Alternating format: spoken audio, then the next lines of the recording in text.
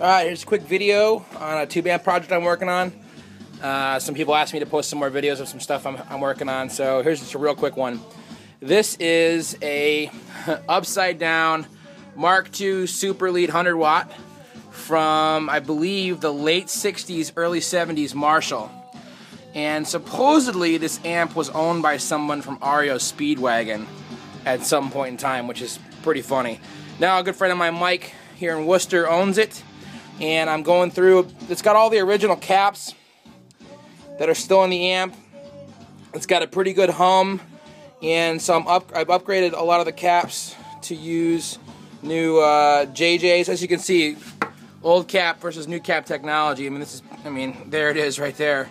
And that's an old 2-watt resistor, and then here's a modern 2-watt resistor. As you can see the size, it's pretty amazing stuff. So yeah, just a general recap. There's a lot of caps in these old Marshalls, and they're a little bit of a pain in the butt to get to, but at least they are clamp mount and not the old twist locks, which are really a pain in the ass to work on. Other modification that I did for Mike was putting in a Larmar post phase inverter master volume. There was a empty dial on the back of this amp right here, and this is the wiring of the circuit dual gang pot. Come on, focus. It probably won't focus. There it goes. So dual gang pot, it's wired over here and put in between the phase inverter and or on the output of the phase inverter tube into the input of the output tubes. So that's why it's handling both the positive wave and the negative wave coming from the phase inverter, which is why you need a dual gang pot. One pot handles the positive wave, one handles the negative.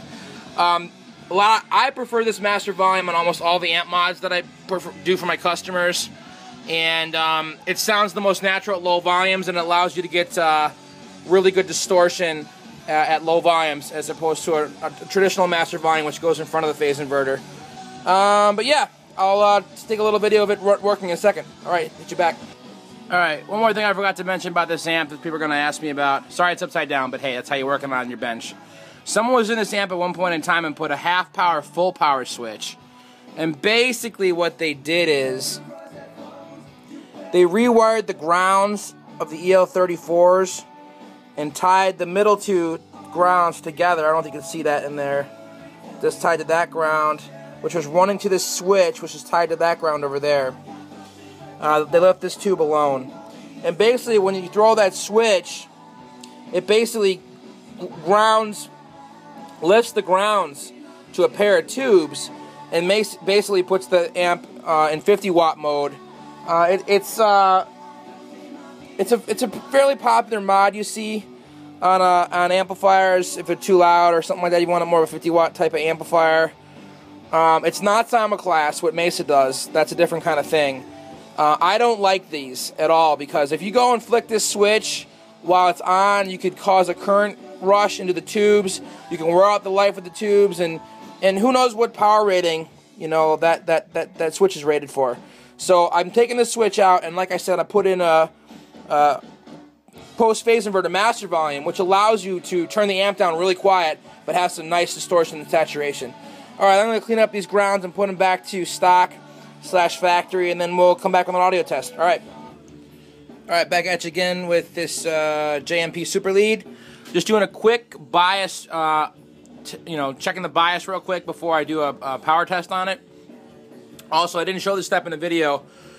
One of the most important things in a test setup is to have a variac. When you first do a power supply rebuild, you got to bring everything up at slow voltage and watch the ampere to make sure you have no shorts. That way, if you do have a short, you'll show the amperes to rise at like, you know, say 30 to 40 volts AC. You know to shut down. You got a wiring problem somewhere in the amp you got to check out. So these tubes are actually not the final tubes, so I'm not going to spend a lot of time biasing it. All the tubes are being replaced, but the customer's providing them. But anyways, yeah, now it's time for audio test. All right, be back in a second. All right, so here we go. This is the JMP late 60s, early 70s JMP Super Lead 100 watt. It's been all recapped. This is with the stock tubes and a couple other modifications to the circuit, master volume, etc., etc. And we have 71 Telecaster Deluxe and custom 4x12 is actually 300 watts with warehouse guitar speakers. And now for the B to hold. Alright, here's the quick sound. I'm going to point at the speakers. Quick sound of the guitar with the master volume all the way up.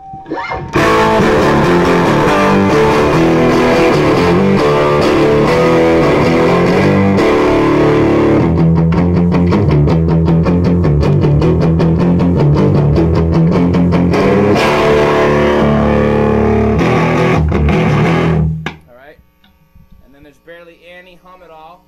So that's with the regular volumes all the way up, basically.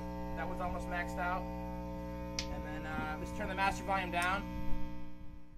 So this gives you an idea how the master volume sounds. So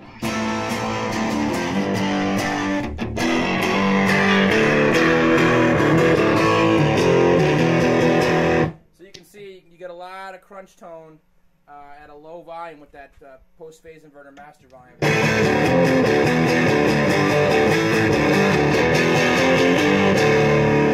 And I think, and as you can hear, there's barely any hum. If I unplug the guitar, here's the amp at idle.